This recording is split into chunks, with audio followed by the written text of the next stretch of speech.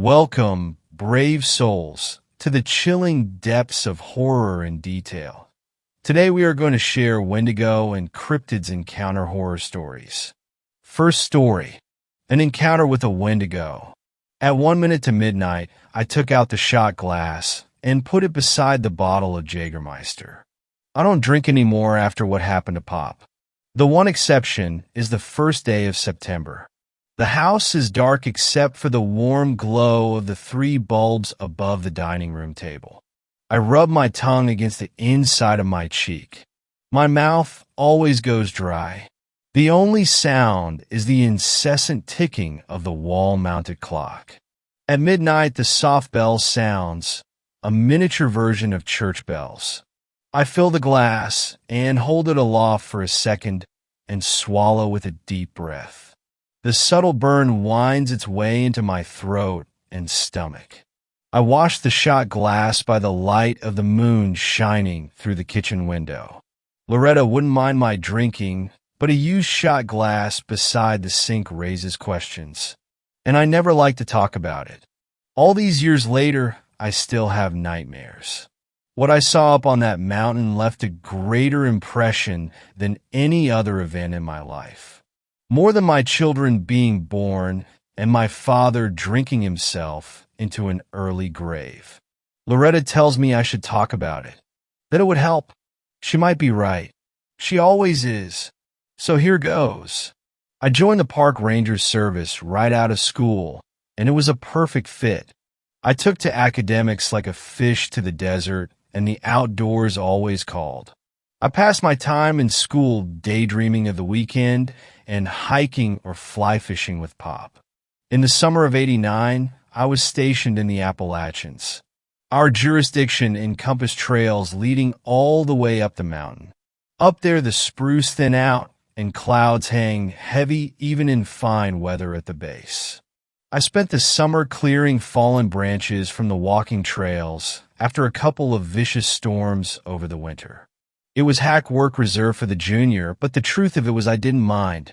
The peak of the summer heat was spent, and visitor numbers dropped as the weather began to turn. Persistent drizzle had kept me desk-bound for the morning, and we were about to get lunch when he burst through the door. He let out a moan and collapsed to the floor. Stanley leaned down and propped him in a seated position. Water dripped from his shoulder-length hair. His limbs hung limp by his side. I handed Stanley a cup of water. Stanley used his index finger to push down his chin. When the water hit his tongue, the man tensed and his eyelids flicked open. He flailed his limbs and knocked the glass from Stanley's hand. The glass shattered on the floor, but the man paid it no mind. "It is out there," he said. "What is—" The man half turned and gripped Stanley's shirt and made balls with his fists. He repeated himself, pausing after each word. "It is out there." He started to sob. He released his grip on Stanley and buried his face in his hands.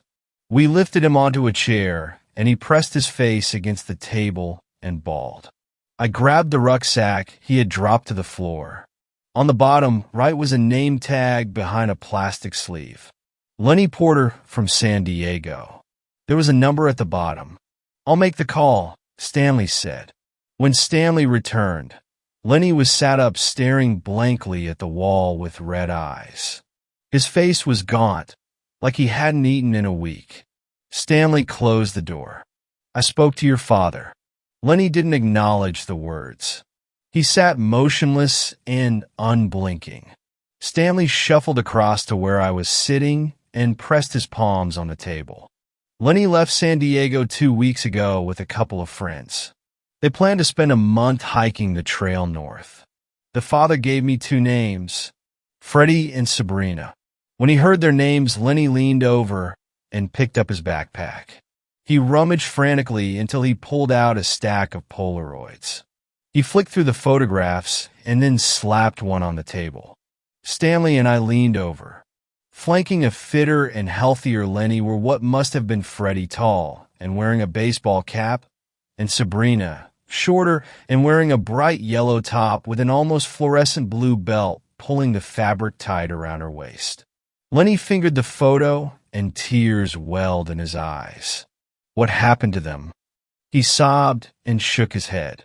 He opened his mouth to speak, but no words came out. Stanley took a map down from the wall and pushed it in front of Lenny. "We are here. Where did you last see them?"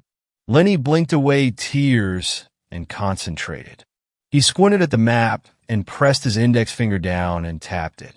Stanley took a pencil from his breast pocket and marked the map with a cross. "I'll notify the police. Get the truck ready to go." During training, they told us about search and rescue operations. The Rangers are the first responders. It was part of the job. Twisted ankles and wandering off the trail and getting lost are not uncommon and no reason to get the police involved. But this felt different. I secured the gear in the truck, and Stanley appeared, flanked by a police officer in his early 30s. Harry is hitching a ride. His partner will take care of Lenny. We drove up the trail for about 15 minutes with the truck until it grew too narrow and treacherous. We split up the gear between us and set out on foot. Our destination was high up the mountain and far away from the trails. It was almost as if the trails deliberately avoided the area. We hacked our way through the thick forest. How had they ended up all the way out here? Stanley checked his watch constantly as we climbed. He wanted to get there before dark. I figured we would be lucky if we did. Stanley and Harry talked like old friends, asking about each other's wives and children. The park rangers are in effect an extension of law enforcement. It made sense to be friendly with the police, and living in a small mountain town made it almost inevitable. I like that. As the sun dipped below the horizon, Stanley checked the map. "Almost there. Get your torches." "All right." Harry reached into his backpack and pulled out a flashlight. I did the same. "Do you know what's up this way?" Stanley said. I shook my head. "Somewhere up here is an old cabin. Hunters used it as a base back when you could still hunt up this way. The cross our friend Lenny put on the map is just about on top of it. Let's see if we can get there before there's no light left." We didn't make it by dark. Twilight gave to night with little warning. Soon we were relying on the light from our torches. Being on a trail in the sunshine lends a sense of security up here, even when you are alone. Now, surrounded by black and with the trail long behind us, an uneasiness grew in my stomach for the first time. Stanley paused and swept his torch. He muttered something under his breath. Harry took a few steps to the right, lowering his head and squinting. "There it is," he said. At the farthest reaches of Harry's torchlight, the cabin emerged from the woods. Stanley tapped Harry on the shoulder. "My eyes aren't what they used to be." The cabin should have been a source of comfort, but it only added to my unease. The roof was half caved in, and trees encroached on all sides, gnarled branches reaching out like fingers. The structure looked like it belonged more to the forest than to man. The only door hung askew on warped and rusted hinges. 2 windows had long ago lost their glass. Stanley shouldered open the door with a grunt. Leaves and branches covered the floor, blown in through the open windows and roof. We dumped the gear inside. Stanley took out a lantern and tied it to a horizontal branch a few paces from the front door. He flicked it on, and the light shone bright. If there was anyone lost nearby, they could not fail to see it. We split up and entered the forest, guided by our torches. Stanley instructed us to go no further than the reach of the lantern. It was our lighthouse on the horizon. The wind blew and fresh from the north. I buttoned up my jacket against the cold. The beam from the torch was strong, but aside from the narrow cone of light, the forest was a deep and full dark. Stanley and Harry called out the names of the 2 missing, Freddie and Sabrina. I did the same. Every few steps I stopped and listened. The forest was alive with the scurrying of animals and insects going about their business, and the constant rustling of the wind through the leaves. It was hopeless. This was needle in the haystack stuff. Freddie or Sabrina could be unconscious on the ground a few feet to my left, and I would never see them. We should camp and wait for first light. Harry's voice cut through the night, louder and with urgency. I skipped towards the sound as fast as I dared. The two torchlights of Harry and Stanley played close together, the beams of light trained on the forest floor. "You might not want to see this," Stanley said as I came up behind them. It was too late. By the light of the torches I saw him, flat on his back, arms and legs bent at unnatural angles. I almost gagged when I saw his face. The left side caved in, a red, bloody mess fragmented with the white of the skull. The right side was intact, one green eye staring up, wide and unblinking. The remainder of the face had an almost serene expression. It was not the look of fear that you would expect from someone about to have half their face crushed. No skin remained below the neck, the contents of his torso picked so clean I could see his full spine. "What did that?" I stammered. I didn't get an answer. Stanley fished the Polaroid from his pocket and studied it under the torchlight. He handed it to Harry. "It's him. It's Freddie." Harry jumped and swung his torch out into the woods. "I swear I heard someone talking out there," Harry said. "We've been calling out their names too." "No, it wasn't that. It sounded like whispering. It's the wind through the trees." Harry didn't look convinced. He called out the name of Sabrina and listened. Only the sounds of the forest. Stanley shushed him. "There's nothing we can do for the boy now. Let's get back to the cabin and radio down the news." Stanley took a few quick steps towards the cabin and motioned for us to follow. He seemed agitated. I didn't blame him. I followed on his heels. Harry lingered, searching the woods with his torch until he too fell in behind. The inside of the cabin felt like a sanctuary. Out of the wind and removed from the mangled corpse of Freddie, my mind processed the sight. I had gutted my fair share of fish, but this was different. I put my hand to my stomach and swallowed hard.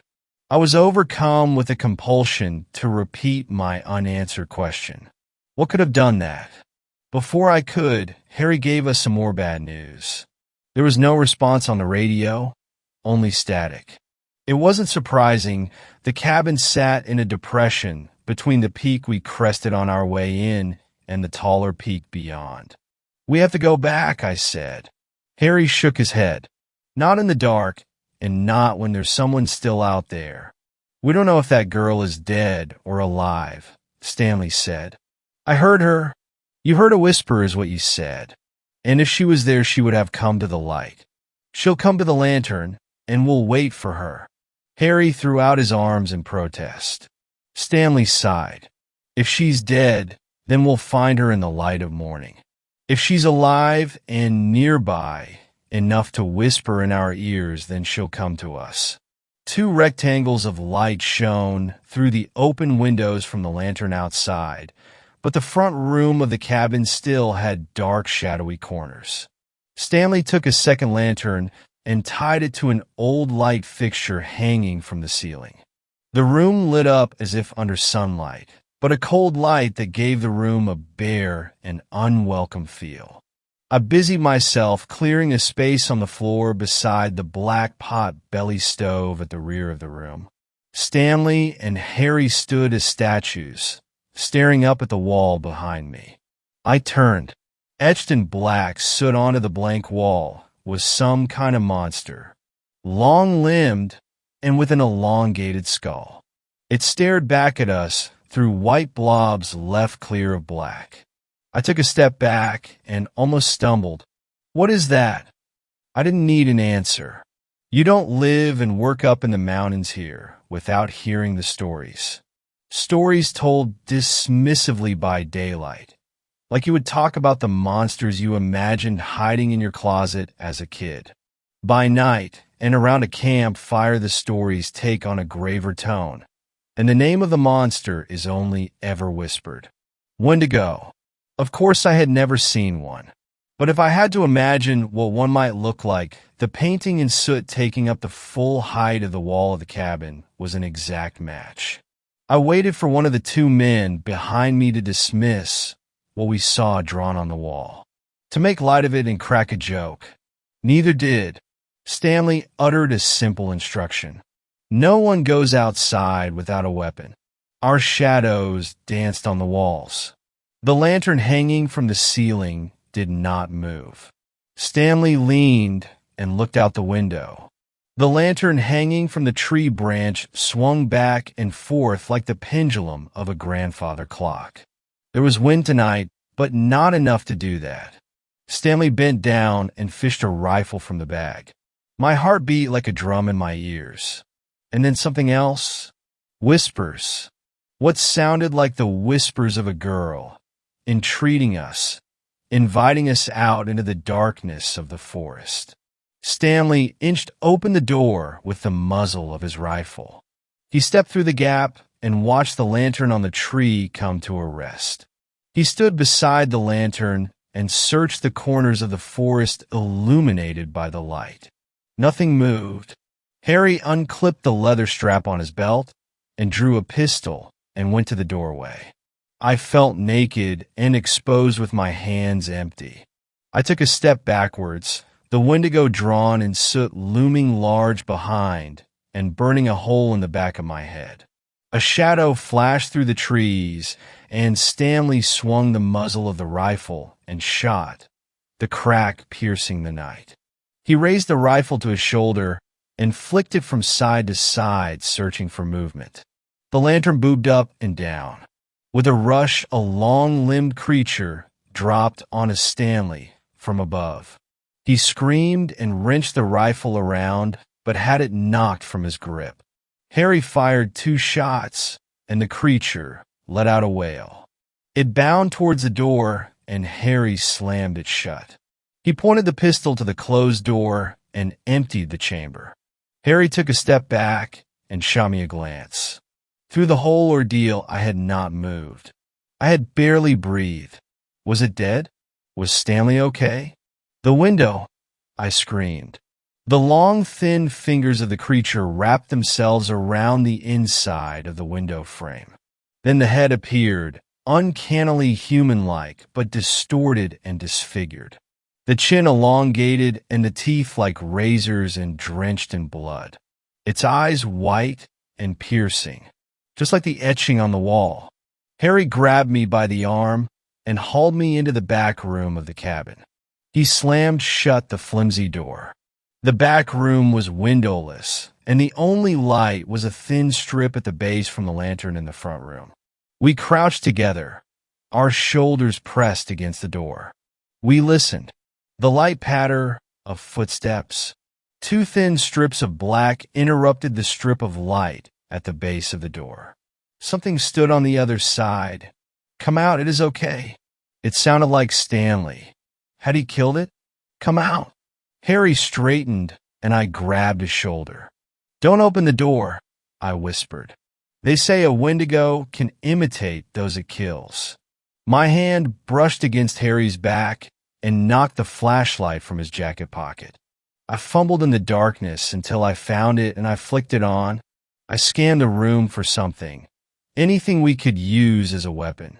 I walked away from the door and kicked at the twigs and leaves on the floor. All that was good for was kindling. Something smelled rotten. There must be a dead rat somewhere. "It's Stanley," Harry said. I pointed the torch to him. His eyes were wide and wild. He must have killed it. He smiled at me and took a step back. The door slammed open and carried with it the rotten stench. What stood in the doorway was not Stanley, but the Wendigo. Harry kneeled before it, breathing in the noxious fumes. I shone the torch onto the creature. Its gray skin pulled tight on a gaunt frame. And then something glinted, a belt buckle. Around the creature's waist was the bright blue belt Sabrina wore in the Polaroid. "Sabrina?" I said. It turned to me and paused, tilting its head to the side. I thought I saw a glimmer of recognition, a brief moment where it knew the name. But then it snarled, its mouth opening wide and dripping with saliva. It wrapped two hands around the neck of Harry and leaned in. I acted instinctively, without thinking. I jumped at the creature, swinging the only weapon I had, the torch. I brought it down on its head with all the strength and adrenaline I had. It bucked and sent me flying into the front room beyond. I threw out my hands against the fall and grabbed the lantern Stanley had hung from the ceiling. It could not bear my weight, and the cord pulled out from the ceiling, and I fell with a thud. I jumped up at a burst of warmth from my stomach. The lantern had smashed on impact, and the white-hot filament broke free of its casing. I groaned in pain, and the creature lumbered forwards. I retreated into the corner of the room and pulled my knees up to my chest. It stood over me and opened its mouth, razor-sharp teeth gleaming white. Then the smell of smoke. The creature hopped and then scrambled backwards. The leaves and twigs covering the floor ignited under the heat from the lamp filament. A small flame burst up and the creature covered its face. Fire. It didn't like fire. I crawled forwards and swept as much of the kindling as I could grab onto the flames. The fire grew and the creature screamed. As smoke filled the room, it coughed and spluttered. It made one last effort to come at me and then retreated out of the room and into the forest. I went to the back room and grabbed Harry. We stumbled out of the cabin, the fire now spreading up the walls and to the roof. Stanley lay below the lantern hung from the tree, unmoving and with a chunk of flesh missing from his throat. We ran into the forest in the opposite direction the creature had gone. We first climbed up to the crest and then back down the mountain. We stumbled our way down by the light of the torch. Adrenaline coursed through our veins, and we imagined that thing right behind us, stalking us in the dark. When we finally crossed a trail, we followed it back down to the ranger station. A team of police and National Guard hiked up to the cabin after the sun rose. The cabin had burned to the ground, the pot-belly stove the only item that survived the blaze. The bodies of Stanley and Freddie were brought down. They said Stanley's flesh had been picked clean down to the skeleton. That was the first day of September, 1989. Sabrina was listed as a missing person, and her father spent a month in the mountains searching for her. But she's gone in every sense that matters. Turned to a Wendigo by hunger for human flesh. She transformed into something unrecognizable from where it began. Around campfires, people still tell stories of the Wendigo. I don't know if they truly believe they are out there, but I know I've seen it. Sometimes there really is a monster in the closet. Second story. The rules of our woods. The path through the woods is so twisted and winding that it doubles back at some points, and at others you could cut out 5 minutes of walking if you were willing to race just a few hundred yards straight ahead. Nobody would, though. Don't be foolish. I've been walking for half an hour when I see a pair of cherries on the path, but not touching it. They appear to have fallen perfectly, so that their stems are held up gently by ferns. I duck down to examine the berries and find them almost perfect, and I reach my hand to touch it when, don't pick up their gifts. Dash one of the warnings I've heard all my life rings clearly in my head. Are these fruit really a gift, though? There are certainly cherry trees in these woods, and though I can't see any right now, that doesn't mean that there are none close enough for this to be a natural occurrence. I eat the berries and continue on my way. In our village, adults tell children what to do in the woods before they are old enough to venture out there. Before they're even old enough to walk, in some cases. If you take their gifts, Listen to the whispers in the forest, insult them, or leave the trail for any reason, then you could be taken. Some children who are taken are replaced by false, corrupted versions. Some are merely removed, never to be seen again. They never replace the adults. As a teenager teetering between childhood and adulthood, I wonder whether their rules would allow them to send a replica back in my stead. I wonder if they would even want to. The whispers started up a few minutes later. I can't remember if they alarmed me the first time, but I've been on this trail many times before today. The whispers are not things that we should listen to, but despite that, or perhaps more likely because of that, they are beautifully melodic. I've heard riddles, insults, and compliments over the years, each one in a compellingly sweet tone. I've walked these paths so many times that by all rights I shouldn't have tripped. But whether due to them or my own poor coordination, I fall hard and slide down the slope to the left of the track. No matter how you look at it, I'm definitely off the path now. I hear giggling all around, though I can't see a single source. Oh yeah, you think you're funny. You really think you're clever. Your tricks are stupid and you're stupid and you just dash. The trees creak and I feel the pressure in the air change. The light shifts and I hear a cracking noise behind me. I spin round and I see her. Beautiful, horrific, and altogether inhuman. I sob as I fall to her feet. I didn't mean it. I whisper. I didn't mean it. It was just the last rule that I had not broken. I haven't been honest with you, I suppose. Not entirely.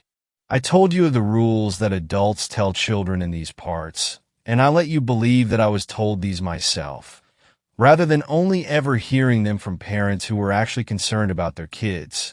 I told you how I ate the berries and left off just how much I hoped they were a gift. That I tripped was perfectly true, but the additional truth that I had fully intended to purposefully leave the path at a later point would have shifted the tone somewhat. Why did you come? She asked me. Whilst parents told their children the rules of the woods, what mother, who truly cared about their child's safety, would not only fail to catch them, but actively allow their child to walk this way, time and time again? My mother told me that you take people and send them back all wrong, that a good, pure child had been taken from her, and I was sent back instead. There was a pause, and I could hear creaking as she breathed. That is not the truth of the matter. I know that. I know it. I have no memories of the woods before the age of 8, and she'd already started telling this story by then. So I know it's just a story and that I didn't come from here. But this is still where I want to be. I'd stop crying, perhaps because there was no longer any point. I'd made my case, and she would either choose to accept me or she wouldn't. This choice cannot be undone, and our ways are not like the ones you've known. We are not what you might consider kind. I shrugged. Neither were they. All children learn the rules of the woods, but so too do all adults. They take alarming truths and flavor them with suspicion and fear. They use stories of the forest to hide truths from inside the village in a place that no neighbor will dare to scrutinize too carefully. It is true that the beings in the forest will steal those who break their simple rules. But it is also true that sometimes, every so often, there are those of us who want to be stolen. Third story. The creature in the woods. The leaves crunched as I walked along the vast, beautiful forest. The blinding sun shined ever so brightly in the sky, setting ever so slowly over the horizon. A breezy wind blew through the forest, singing a quiet song in my ear as I continued to walk. I could hear the sound of animals scurrying through the forest, giving life to the terrain that Mother Nature ever so graciously built. As I navigated my way through the forest, I looked around at all the shady trees as I jumped over all the logs that lay on the ground. I imagined the life each tree has had, how many people throughout history had also walked the same path I was. Each tree has a story to be told, each as old as nature itself. I was a big thinker as a child, always asking my parents questions about how the world works. I was always in my head, wandering around worlds that I created. Worlds of cities built with bright diamonds, fantasy lands where I was the hero of my own story.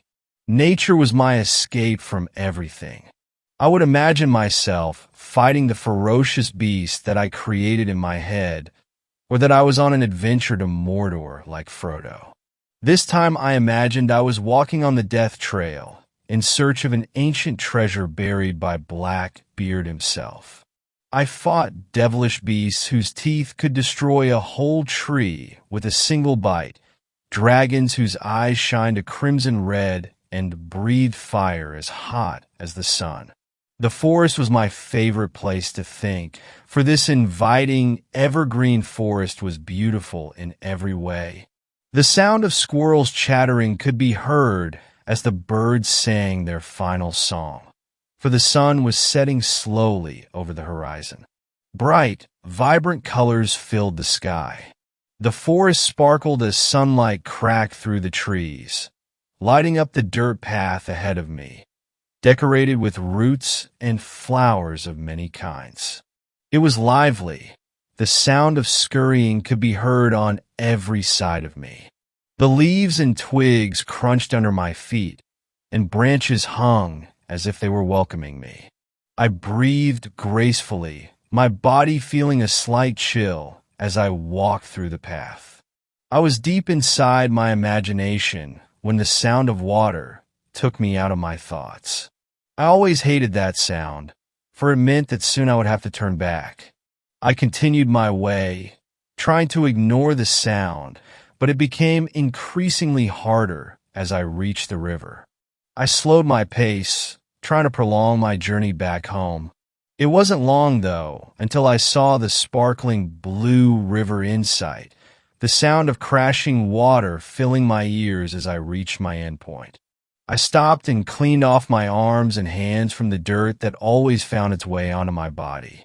I felt the water flow through my hands as I looked beyond the water into the tree line.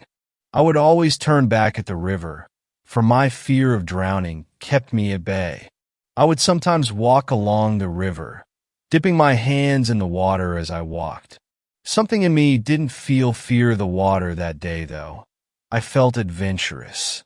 I contemplated as I looked beyond the river stream. There was a whole other part of the forest beyond it, new lands to be discovered. I looked up at the sky. The sun was almost over the horizon. I thought about being out at night, thoughts of monsters and creatures capturing me. I remembered my stories, though, the heroes who saved the world from danger. Suddenly, without a second thought, it was like my body just got up and began to jump on the rocks in the river. I felt the water on my feet as I stopped on each rock before jumping to the next. Once I reached the other side, I quickly ran into the forest beyond the water. I walked along the ground as I studied the trees to get a good idea of my surroundings to find my way back. I made landmarks on trees out of chalk I always carry with me, so I wouldn't get lost, something I've always done when traveling new terrain. Something about this area felt off, though. It was as if Mother Nature had left, leaving her creation in ruins. It was a lot darker than I thought it would be. There were so many trees that it blocked out most of the sunlight. I was a fearless child, though. I thought that I could not be harmed, for nature was my dearest friend. I was wrong, though, for no one is safe from the brutality of Mother Nature, including me. As I walked through the forest, I looked ahead to get a good mapping of my terrain. Shadows gathered around the forest as the dark trees hung over me like limbs from the ancient world. There was an ominous silence that filled the forest. No sound of animals running around, no crickets or frogs chirping, no wind twirling in my ears, just pure and utter silence. The only thing I could hear was the sound of leaves crunching under my feet as I walked. I noticed a tree that looked like a hideous witch, its gnarled limbs and black claws stretching over me, almost serving as a warning to not go any farther. This was a tree that had died many years ago from the looks of it, succumbing to nature's life cycle. I stared at it for a minute, feeling an uneasiness that crawled down my back. I continued my journey across the uncharted forest, but the tree stayed embedded in my mind. There was a feeling of dread that I fought off as my heart felt uneasy.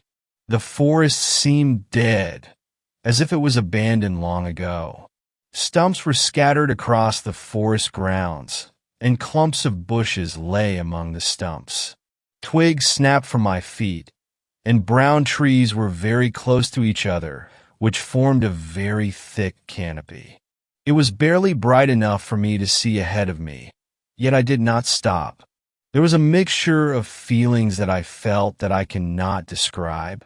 One thing was for sure, though, I felt as if I was being watched. It was like the trees had eyes of their own and were watching me very closely.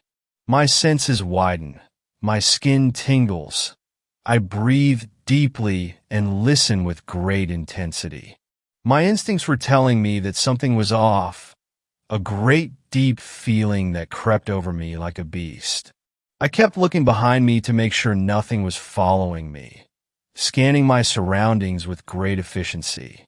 That's when something caught my eye. Straight ahead, deep in the forest, barely in eyesight, stood a tall, dark black figure that peered at me from behind a tree. I was paralyzed in shock, gripped by a sudden strong urge of fear that froze my entire body as I stared at whatever was ahead of me. I couldn't make out any features.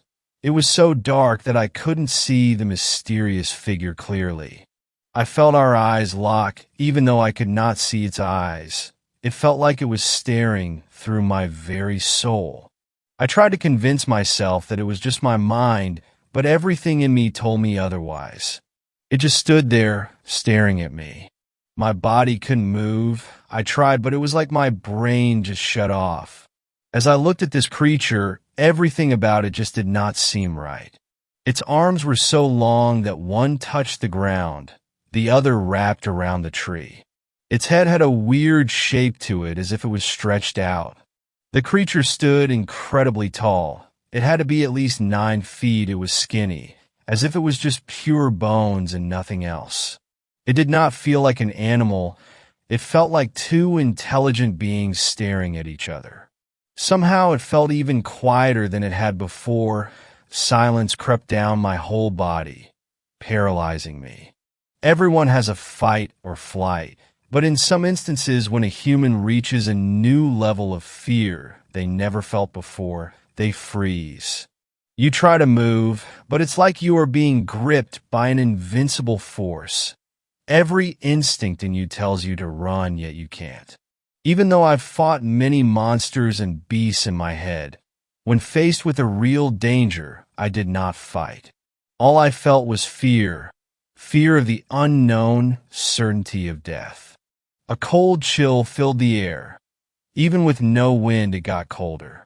My body violently shook, legs trembling with pure dread and fear.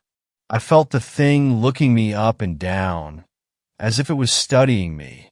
Neither of us made a single movement, as if it too was paralyzed. Sweat dripped down my face. I breathed heavily as a panic attack began to emerge out from the darkest pits of hell, dragging me down with it to devour me. Suddenly, the creature quickly disappeared behind the tree. The sudden movement caused my brain to snap out of the paralysis and my legs started moving. It was like my primal instincts kicked in, instincts given to us from our primal ancestors. My mind was racing with thoughts as I wondered what it was I just saw. I was trying to convince myself that it was just an animal, but everything in me told me that something was not right. I could hear my own heartbeat as it tried to claw its way out of my chest. Keep going straight. Soon you should see a long tree that has vines wrapped around it. Once reached, turn right, and you should see a tree with white chalk. Keep running forward until you see the stump you almost fell over. Make another right and keep going forward. I thought to myself, mapping out the forest Indiana in my head. My skills of navigation have never helped me before like this. I was running and thinking at such a speed that I was hurting both my head and legs. I started to smell a foul stench that smelt like a rotten old corpse. It filled the forest, and I nearly gagged once it poured down my nose. A clicking noise surrounded me, fast and animalistic. I started to hear something in the forest running behind me. Footsteps sounded heavy and fast. I looked back for a second to see if I could see whatever was chasing me, but all I could see was the dark, open forest. I looked back and continued my way back to the river. I weaved my way through the forest quickly, making sharp left and right turns to find my way back to safety. My legs felt like they were going to break, and my heart was hammering in my chest as my lungs were set ablaze. I listened to the sound of running behind me. The clicking was even closer and louder than before. The smell, even more strong and foul. It too knew how to navigate a forest as I did, maybe even better. My skin felt cold as I shook to the point where I almost fell many times. I always caught myself, though. Make a sharp right, turn once you reach the dead tree. Once you see the rock that stands tall, make a left and keep running straight. It was like my mind was on adrenaline too, thinking at such a pace that I never thought I could think before. The running behind me sounded even closer, the stench even stronger.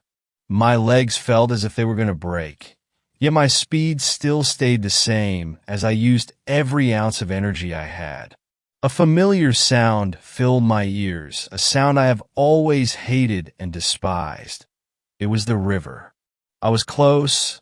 I ignored the pain I felt in my legs and continued to run as whatever was behind me was catching up. My heart was beating like a war drum. I was running off of pure adrenaline at this point. My chest felt as if someone was squeezing my internal organs together, my feet burning from the many blisters I had. I ignored it all, though, and continued to guide myself through the cruelty of Mother Nature. I began to see the river stream. I was approaching it rapidly. My legs felt numb. My lungs were on fire as I breathed heavily out of exhaustion and fear. It sounded like it was only a few feet behind me. I knew that if I didn't reach the river, then it would soon catch up to me. The clicking sound was basically right in my ear. The stench was so strong I had gagged. I used every ounce of energy. I had to run even quicker, ignoring all the pain I felt in my body.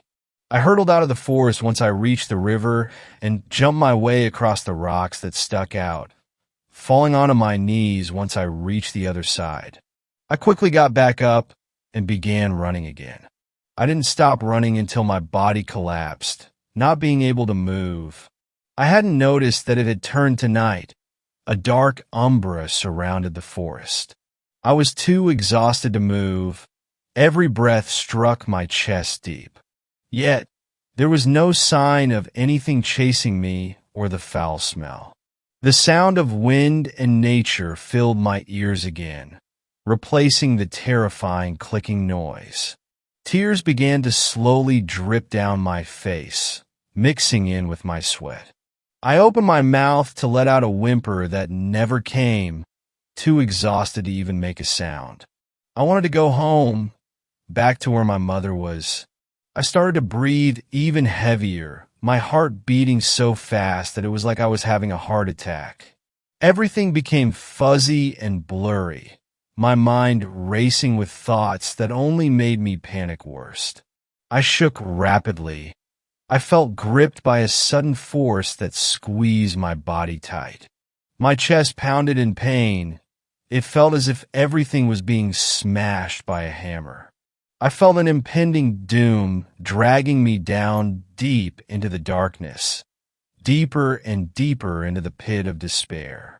I tried to catch my breath, but it was too much for me. I thought that whatever chased me would find me and devour my very soul. Everything was so loud. It was like I was trapped in a tornado. I felt like I was going to throw up from the dizziness I felt. My muscles were tensed. The world was spinning around me as my heart started to pound worse than it ever had before. The pain from my chest slowly spread to my shoulders, giving a sharp pain in both shoulders. I got chills all around my body, gripped in fear and anxiety that had its hold on me and would not let go. I didn't know what to do. I felt like I was going to die a gruesome and horrifying death. I looked at the night sky as I was in the hands of death and noticed how beautiful it looked. The pale crescent moon shone like a silver claw in the night sky. I looked upon the vast sea of stars, shining so brightly like little diamonds in the sky. Everything slowly went quiet.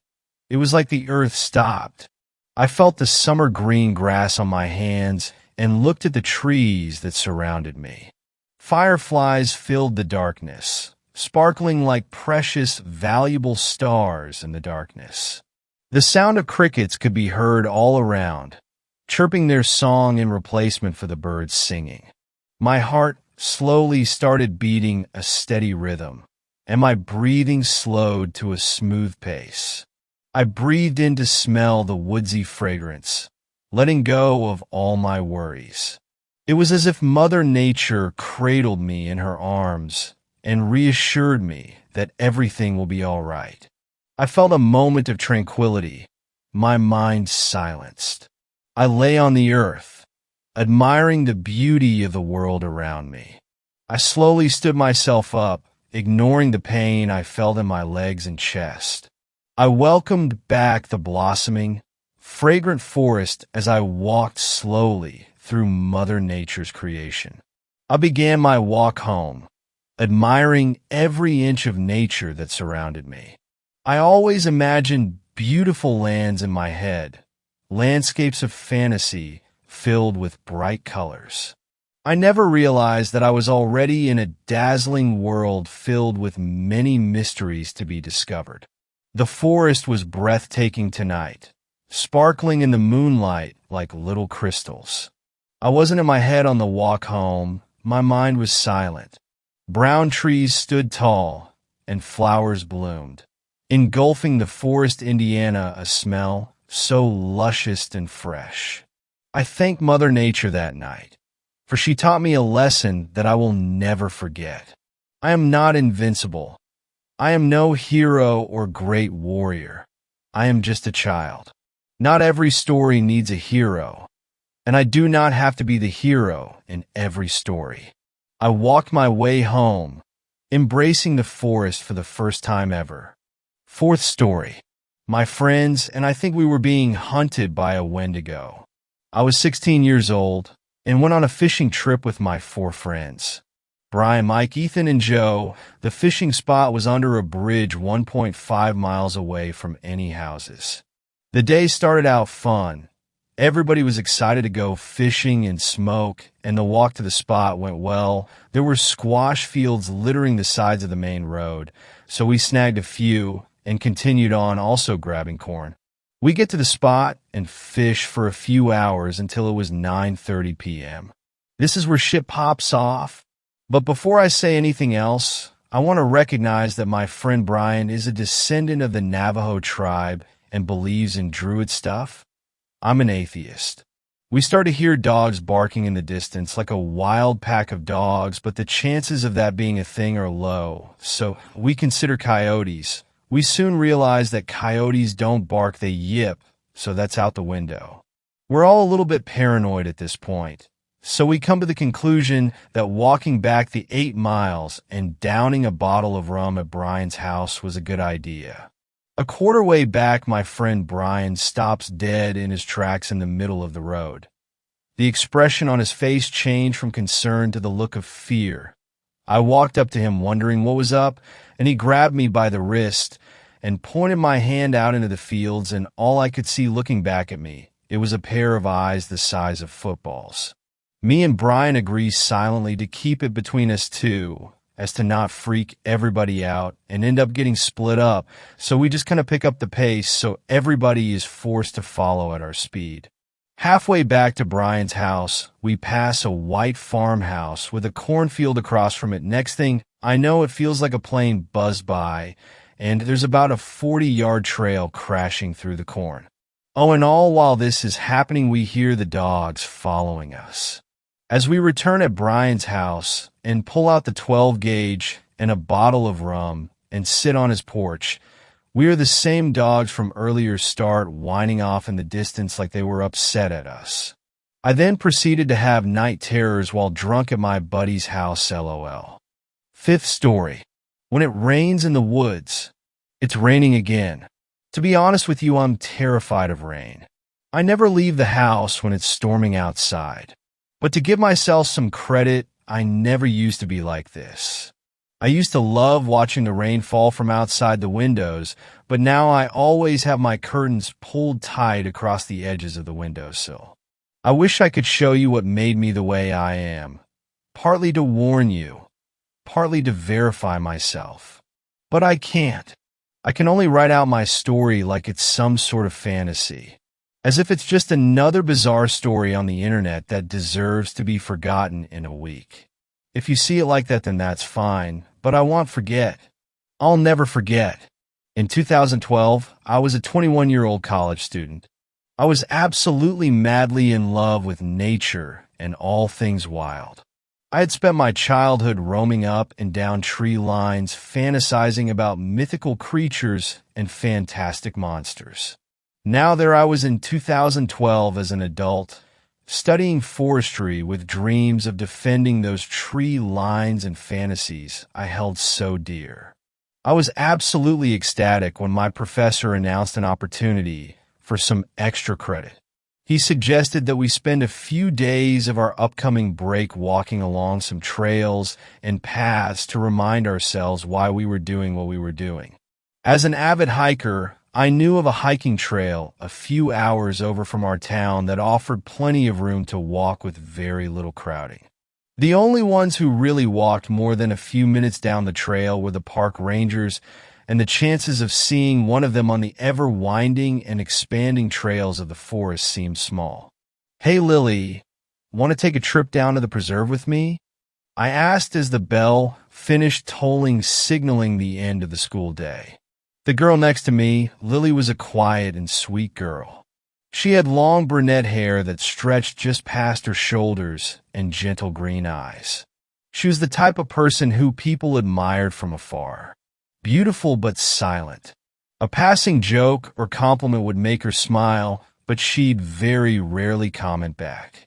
To most, that'd make them move on to the next person. To me, that made me want to be closer to her. We'd been friends for a while at this point. Whether or not any sort of romantic intent was had between us, I couldn't say. We just knew we connected on some sort of level. "Yeah, of course. Just tell me when." She looked into my eyes with a soft smile on her face. I smiled back at her. I hoped this trip would turn out well. A few days passed. Lily and I spent our free time in stores gathering food, supplies, and tents together. Soon enough, we were all packed up and ready to head out. We took my small car with our bags tied down on the roof and took the highway a few hours east. By the time we got there, it was mid-afternoon. Still plenty of time to walk, but also a bad time to find parking. There was plenty of people here walking their dogs, setting up lunches, and walking the paths. "I thought you said it'd be quiet?" Lily asked with a slight snicker. I rolled my eyes in response. "I'm sure these kids aren't planning on hiking a few days in. It'll get quiet, I promise." I spun around and began taking our large packs off of the roof of the vehicle. For as big as they were surprisingly easy to carry. Lily slipped the straps over her shoulders and waited for me to start heading towards the park. As we approached the trail's entrance, we saw a ranger loosely standing guard. "You guys heading in?" he asked. There was no hostility or caution in his tone. He was just merely asking a simple question. "Yeah, that's all right, right?" I questioned the fit middle-aged man. Of course, just let me know your names and take my card. If you need anything called down to the station. There's a couple ranger shacks deeper in. Feel free to use them if you need to, just make sure to clean up. The ranger gave a welcoming smile and handed me a small business card for the local ranger station. Thank you. Oh, and my name's Max. This is Lily. Lily gave a small nod at the ranger, and he nodded back respectfully. Well, Max and Lily, you enjoy yourselves out there. We'll be patrolling around, so if you see us, don't be scared to say hi. With those words, the ranger backed away from the entrance, and we began our trek. We spent half of the first day slowly walking in quiet appreciation. There's something so liberating about walking with no time limit. It's like all of the world's stress slides right off your back, and the only thing you have to worry about is yourself. In that exact moment, you're all that matters. No bills, no studies, no cares. Just avoid snakes and strange plants, and you're all set. It wasn't long into our journey before the sun began to nestle itself behind the trees, and the warm, but steadily dropping temperature of the late afternoon's winds began sweeping under our sweaty clothes. Let's find a clearing to settle into, Lily said, her head tilting from one direction to the other, looking for a place to set up. I nodded in approval and saw a small opening further down the path, clearly made by others who took a similar trip. It only took a few minutes to set up our tents in the clearing and to start a small fire. After all that walking and hard work, we were finally ready to be off our feet for a while. Lily plopped herself down on the opposite side of the fire I was sitting at and pulled out a granola bar to eat. I felt a rumble in my stomach and pulled out one of my own. This place is really beautiful, she said, taking a large bite out of the bar. Yeah, haven't seen many animals yet, though. I unwrapped my food and placed it on my lips, ready to take a bite. I quickly glanced over at Lily and froze. In the increasingly darkening forest just off the trail, just behind Lily, was something about the size of half a football. It was cloaked in the darkness, but I assumed it had to have been some sort of small critter. I began to squint my eyes trying to focus on it, but whatever it was seemed to fade out of existence, going straight into the ground. Everything all right? Lily asked. I realized it must have seemed like I was staring at her with food half in my mouth. I laughed and shrugged, shaking my head softly. Yeah, sorry, I thought I saw an animal or something off in the woods. It was small, could have just been a rabbit or something. It must have burrowed into the ground, though. My friend peered over her shoulder into the silent woods and looked around. I knew she wouldn't see anything, whatever it was, left as quickly as I caught sight of it. We ended up finishing our meal, extinguishing the fire, and climbing into our separate tents. I slept like a log. All of that walking put me out like a light. It wasn't until the morning that I woke up. I stumbled out of the tent, nearly tripping on the small fabric ledge at the exit of my portable shelter. The hot and humid summer's morning sun hit me like a pile of bricks. Just so you know, I think we need to watch out for snakes, Lily said softly while I was wiping my brow. I looked over at her to see her undoing the tent supports from the forest floor. Did you see one? I asked, bending down and following suit with the camp cleanup.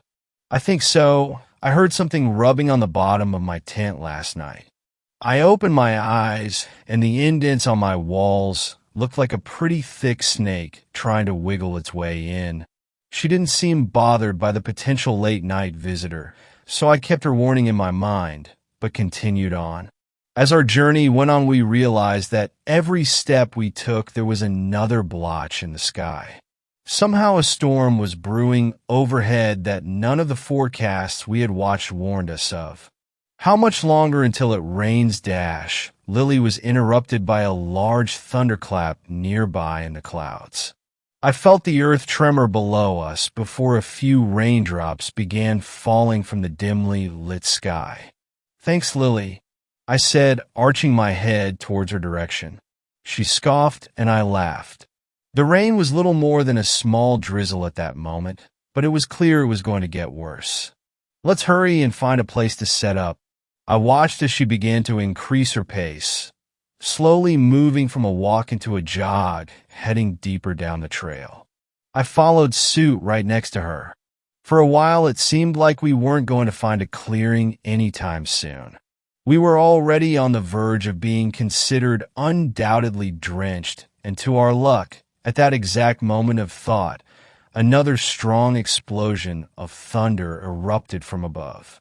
This time the floodgates were opened. Rain began to fall with a purpose and with enough force to erupt on impact, splashing everything nearby with the drop's watery contents. "Hey, right over there?" I heard Lily yell out, just barely audible through the thunderous rain. She was running off of the main path down a small side trail nearby. I looked at where she was heading and saw a small cabin. I ran off the path with her. With each step more and more mud thrust itself against my legs. I increased my speed hoping to catch up to my light-footed friend, but something caught me off guard. The tip of my foot slid underneath something, and my momentum carried me downwards, face first into a mud bath. For a few seconds I was dazed, just laying down in the runny muck pit. I eventually looked down to my feet and saw what looked like a thin tree root also caked in dirt erupting out of the ground. But as my eyes kept on the root, those initial assumptions fell to the wayside. The shimmering of the mud is what made me realize that whatever this object was, it was moving just beneath the mud. Then it clicked in my head, the snakes Lily had brought up. I had just tripped over one of them. I felt a shiver cross over my back, and I jolted back up to my feet and continued on my path, abandoning that snake behind. Without another instant, I made it to the cabin doors and busted inside, finally free from the hurricane-like storm. "Wow!" A familiar voice rang out in the shack. I looked over to see a drenched, but otherwise clean Lily staring at me, with an amused smile on her face. "Decide to have a wrestling match out there?" "Ha, funny," I said, looking down at myself. Mud was dripping off of just about every pore of my body. "I think I met one of your snakes you mentioned out there. It decided to give me a little trip." "Oh, really?" Lily said as she grabbed me and turned me around, searching the pack on my back for something to help me clean up. "You were right, they're pretty thick. I wonder what kind they are. I can't imagine them being venomous being that wide." I felt the hands of my companion yanking out fabric from my pack. I took some time to look around the cabin as Lily pulled the towels free. It was wooden, old, and completely empty. There was a cooking stove off to one side, but other than that it looked very sparse. Clearly it was only meant for a quick one-night stay. "Here, get yourself cleaned up." I turned back around, and Lily handed me a bundle of towels. I immediately wiped off my face and brow. The dirt was already starting to dry and stick to my skin. "Thanks," I replied to her as she began setting up her things. I put my pack down against the door and walked over to a window, still wiping myself down. I watched as the rain continued its assault on the earth, the dirt running like rivers down the valleys and trails, both natural and man-made. "It looks terrible outside," I remarked. I heard a small groan of acknowledgement come from behind me. I let my eyes trail over the forested wetland over to the path we took to get up here. My body locked up when I saw something right where I tripped. Something was protruding from the ground like a small pillar. I rubbed the inside of the window fruitlessly to clear off the fog and obstructing rain. I could barely make out what looked like a thick, partially submerged branch broken off on one end with small twigs splintering off skyward. "Hey, come and look at this." I called out to Lily, who was still fondling around with her bags. "Is it the snake?" she asked, rising to her feet. "I don't think so. It looks weird, though." I watched the mud-coated object get hammered by rain as Lily approached and peered outside. Is that a broken tree root? She suggested. I could only shrug. Whatever it was wasn't moving. Wait, Dash, Lily chimed in again. Look at the color. As more and more of the rain ran its way down the object, the less obstructed by mud the object became. I narrowed my eyes, pushing past the raindrops on the window, and noticed exactly what Lily was talking about. Whatever was under that mud was a pale shade of gray. Oh my God! Lily gasped and grabbed her mouth. What is it? I turned and looked at her, my eyebrow upturned in confusion. Look at the end of it, she said, holding her breath. I turned my gaze back outward and focused in. I felt my heart drop. Fingertips. It was an arm reaching out of the ground, still as the grave. Oh my God, my voice wavered slightly. We should call the Rangers and get them out here. Where's their card? She asked, hand extended towards me. I reached into my pocket and pulled out a wet but legible business card. Without hesitation, Lily snatched it out of my hand and began dialing the number in. Hello, I'd like to report something on one of the trails. She paced back and forth on the squeaky cabin floors. I turned and kept my gaze on the hand. It looked petrified in place, fingers eagerly reaching towards the sky, letting the water rush over it. We're at Dash. She began to stutter. We're at, I heard the voice on the other side of the phone chirp up, and Lily nodded. Hey, Max, can you take a step outside and tell me what number's next to the door? I peeled my eyes away from the hand. I felt an increasingly oppressive air pressing its way inside the cabin. I shook my intuition away and walked to the door. I opened it up and stepped outside. I peered towards the arm and could see it more clearly without the blurry window between us. It was hairless, smooth, and the fingernails seemed clean and trimmed. The water that gushed over it almost seemed to vanish on impact, as if it was some sort of sponge. I had to force my eyes away from it to view the number on the wall. 17. I took a deep breath, repeating the number in my head before the sound of a loud clap echoed off behind me. I jumped slightly on edge. I turned back towards the direction of the arm and saw nothing in its place, just the mud quickly running down the trail. I swallowed hard and rushed back inside. The number 17, but I think the arm fell back into the mud. It's not there anymore. Lily's eyes went wide as she relayed that information over to the dispatcher. It wasn't long until she pulled the phone away from her ear and hung up. They told us to stay put and that this storm's not going to pass anytime soon. They said they've got a ranger on the way and the police have been informed, but it might take them a while to reach us out here. I bit my lip and looked back outside towards the empty path. I hope it didn't get dragged away by the current. I mumbled. Lily came up right beside me, joining me at the window. I'm sure they'll be able to follow that mud slick down to wherever it goes. On the bright side, that rain cleaned you up a bit. She gave a reassuring smile, and I looked down at myself. My clothes were still riddled with mud, but the rain on my skin seemed to have washed away most of the dirt. I guess that's always a plus, I said stoically. Come on, Max, let's make ourselves at home at least. I'll just lock the door in case, well, you know. Her voice trailed off. In case there's a killer out there? I mumbled at her as she walked over to the door and flipped the lock. She turned around and averted her eyes from my gaze, choosing instead to continue her mission of getting set up. After a few minutes of silence, we had our food laid out in front of us.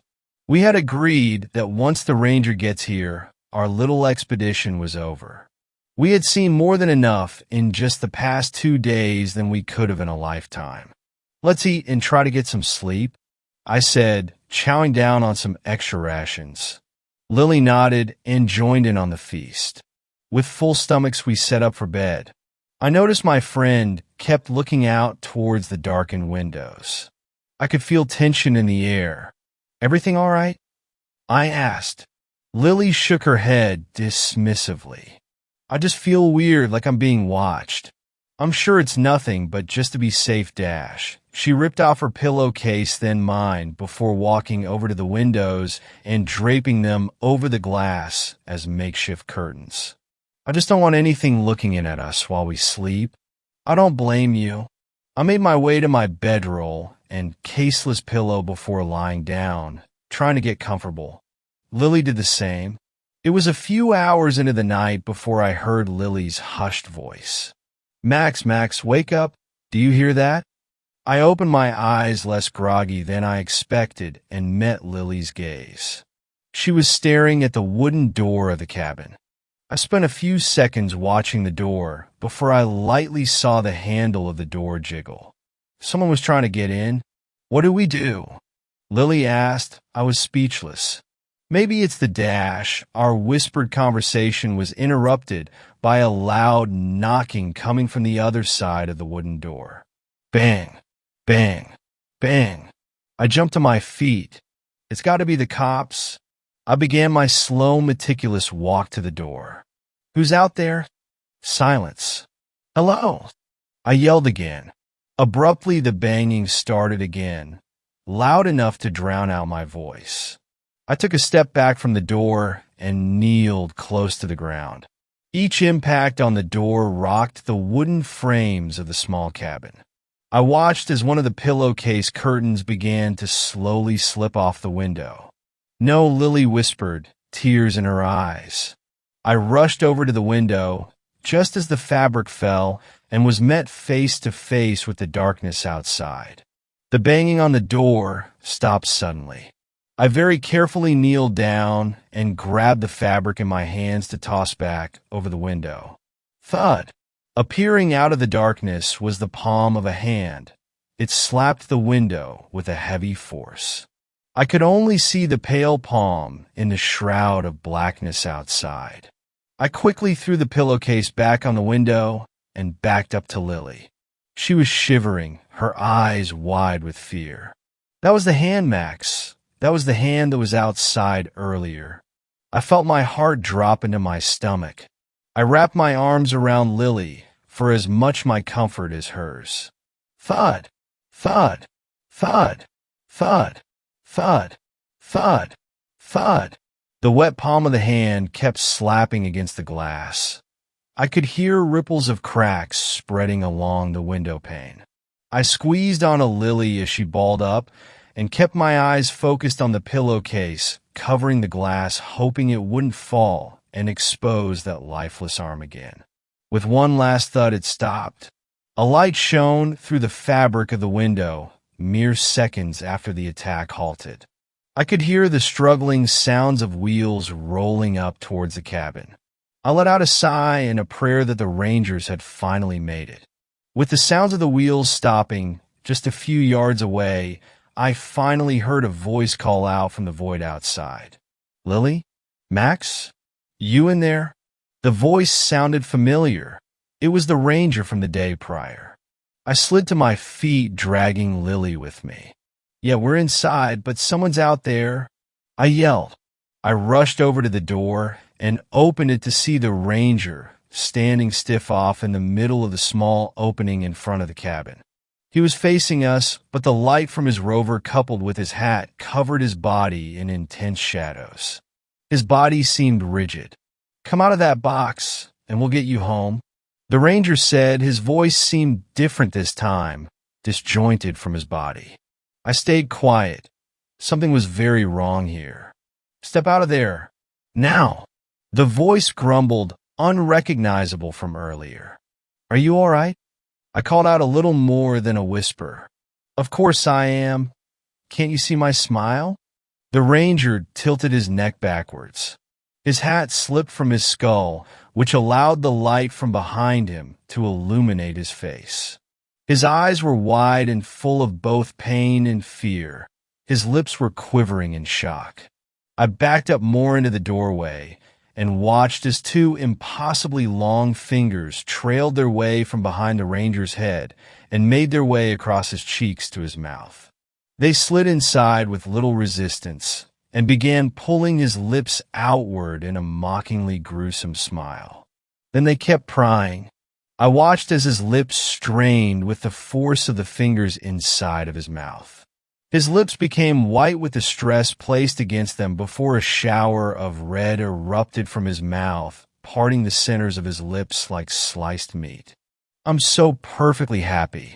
A voice called out from just behind the ranger, its voice thick and unnatural. I looked for the source and froze. There, right next to the ranger's feet, was a half-submerged human face dug deeply into the mud. Its black cold eyes shone from some unknown source. Whatever this was a monster of the strictest definition. Its gaze was so vastly separated from humanity that there was no common ground between us. As I locked eyes with this thing, human in shape and deviled in eyes, I saw the ranger fall into the mud. Just behind his head was a long spider-like arm stretching out of the ground, seemingly changing its size and shape as if it only faintly followed the laws of this reality. The ranger's body twitched and spasmed on the ground as more and more lifeless hands began to slither out from the mud, wrapping their hands around his body. I was so thirsty, but now I'm so very hungry. The submerged head called out unblinkingly towards me.